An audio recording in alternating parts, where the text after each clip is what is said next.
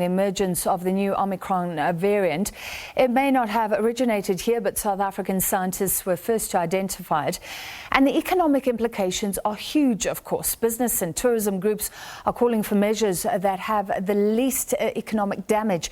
Business for South Africa, for example, calling for restricted access to public areas for unvaccinated individuals. That's to avoid harsher restrictions for all. Let's discuss now. We're joined by the President of Business Unity South Africa, Bonang, Mohale, and on the line, Acting CEO of South African Tourism, Sthembiso Dlamini. Let me start with you, Bonang. What are you expecting? I mean, the implications of the recent lockdowns, the previous lockdowns, have been terrible. We talk about more starvation, more people just unable to feed themselves. The ANC talking about the political implications, punished at the polls because of implementing those lockdowns. Do you think government will be very reluctant to increase restrictions, or will it be forced to do what it has to do? Francis, thank you for having me. I think in the first instance, let's acknowledge that this response to the pandemic has always been threefold: saving lives, preserving livelihoods, and ensuring a seamless, deep, and quick vaccine rollout, because that's the way we will reduce both the frequency and the severity of the infections and almost certain death. So where we are, we have just come off the UK's red list.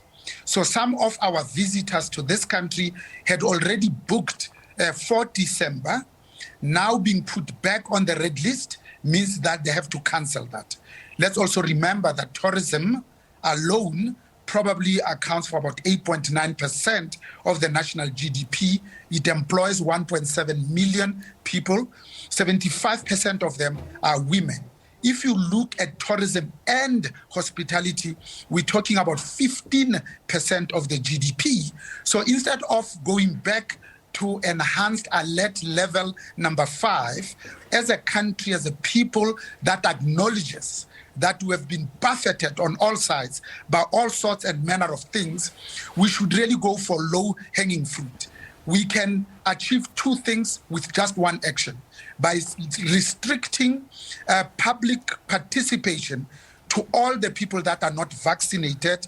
You are following the science and reducing the infection rate, but also encouraging people to get vaccinated. At the moment, South Africa has the lowest vaccination rate of the countries that were measured by last week. We were hovering around 20%, when the UK is 80%, Austria is 90%. Most countries' ambition is to be at 90%. We set ourselves a herd immunity target of 67% by the end of the year. We left literally with 5 weeks. We are nowhere near getting 30%. So honestly, we shouldn't be known as people that set ourselves a target that is meant to save lives with all the intentions of not meeting it. Lastly, imagine the students that are busy writing their exams at the moment. We let Eskom switch off their lights on the first day of grade 12's writing. So when one considers that we have really been hit by the 2 fires at Richards Bay by Transnet, we have now survived the George floods. As if that's not enough, we're just putting our arms around the 9 wasted years of state capture whilst we were in a recession. So when the pandemic found us, we were really at our lowest ebb. And when we got Moody's downgrade, we are now increasing the cost of borrowing for government, for business, but also for you and I. Frankly, the economy cannot simply afford another lockdown. We have to be creative. We have to be considerate. We have to ensure that we protect the 10 times more people that will be killed by hunger and starvation because they've lost their jobs than by those people that would be killed by the virus, Francis. Yeah, I think you've laid it out very starkly. Thank you, Bonang. Sthembiso, this couldn't come at a worse time for your industry, for tourism, I'm sure. Are you also calling for a light touch by government? Absolutely. Whilst we applaud really the diligence and the swift our local science to discover this variant through collaborative efforts, we, however, this is very regrettable because it has unintended consequences. We do know that some of our key source markets as tourism has really barred South Africans to travel into their destinations, and that this has obviously a devastating effect on the tourism industry. We do know that our short-term initiatives, trade engagement, in these key source markets where the government has decided that tourism from traveling to their own destination. We were the engagements that we've had were starting to pay off, at least an increase in bookings, with more and more travelers wanting to come to visit South Africa again. And over and above, the last few months, we also witnessed increased optimism and that confidence towards our country and more airlines reinstating direct flights into South Africa. And more strategic partners were engaging with us as SA Tourism in terms of promoting South Africa as that tourism destination as well as business destination. Yeah. However, let's obviously take this opportunity to emphasize that our country remains open to whoever wants to visit South Africa. We also want to encourage all South Africans to continue with their friends to go out there and explore and enjoy their country, because we believe that domestic tourism will be very important to ensure that we anchor the tourism economy. We actually lead in terms of tourism economic, recovery. But, over and above that, as SA Tourism, we're saying we need to actually encourage our citizens to go out there in their numbers and ensure that they vaccinate, because we believe that that's very important for our destination. A lot of travelers from those key markets, source markets of tourism, they're looking at destinations where the citizens have been, vaccinated. So we want to take this, important, a time to encourage our citizens, South Africans, to go out there in their numbers and vaccinate, so that we can actually go back, to some sort of normalcy. I mean, earlier your speaker just said tourism supports 1.5, 1.6 million jobs, in the industry, and that is a huge number of people. It's a large number of people that will be out of jobs, should not be able to actually maintain, tourism activities in our destination. Sthembiso, thank you for coming back to vaccinations, because I only have time to throw in one more question.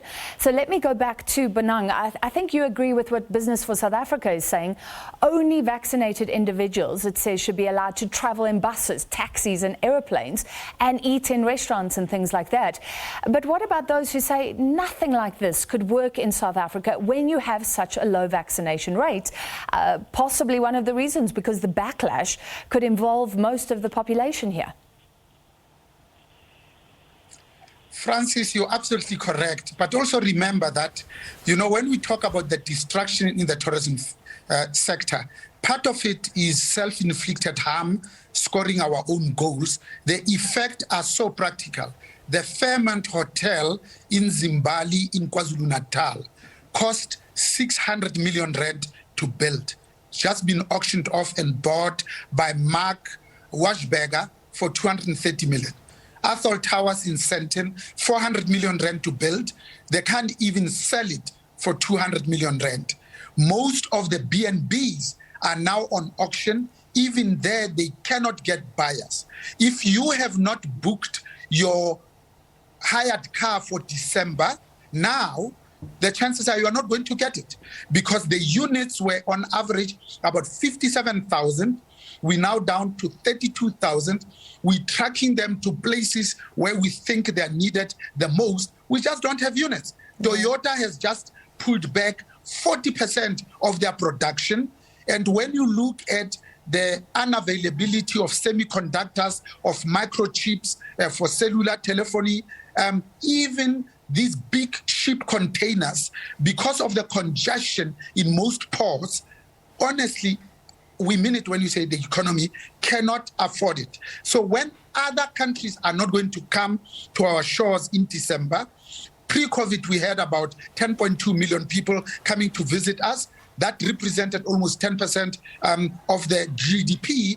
I think we need to open the provinces to the South Africans so that we have a little bit of creative thinking, some solutions where we encourage South Africans in Mpumalanga, in Gauteng, to go to the Western Cape, those in the Western Cape to see the beauty of Ukahlamba in KwaZulu-Natal, so that some people can go to the Northern Cape. By so doing, we're encouraging our own economy. Francis? I don't want to cut you short there. I think you're laying it out, and you both agree, Sthembiso, saying don't cancel your plans, because maybe government will say we can still travel interprovincially and it won't block tourism, at least within South Africa. Both calling for a light touch given the economic implications here. That was BUSA's Bonang Mohale and the CEO of South African Tourism, Sthembiso Dlamini.